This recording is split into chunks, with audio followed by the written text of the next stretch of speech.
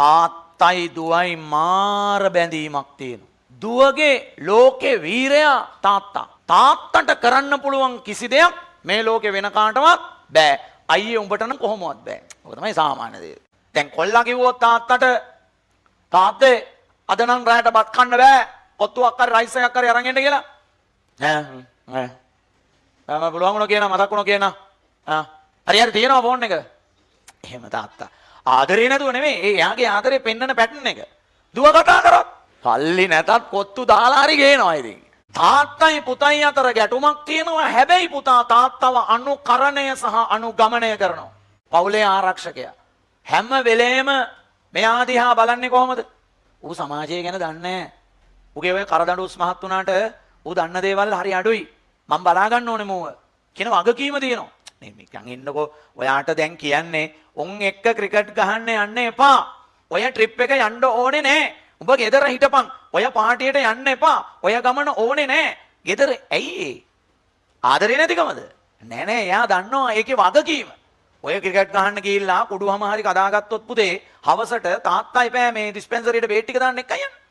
තාත්තගේ බයික් එකේ පෙට්‍රල් ටික විච්චෙන්නේ. තාත්තා දන්නවා මේ පරිප්පුව. හරි ඒක යාන්ට මාර වේදනාවක්. යන වියදම නෙමේ සිද්ධිය. ඒකයි යා ඉතින් අපි හිතනවා මේක අපේ අනාදරය. පිට තාත්තා ආදරේ නැහැ. ඒකනේ අපිට මේ කක්ක කරන්න එපා කියන්නේ. නෑ ඒක තමයි ආදරේ. ඒ තමයි ආදරේ. ඒ තාත්තා ආදරේ කරන විදිහ වෙනස්. කොල්ලෝ මේක ගන්න ඊට පස්සේ උන් හිතන්නේ කොහොමද කොල්ලෝ? තාත්තා මොනවද දන්නේ? මන්නේ දන්නේ.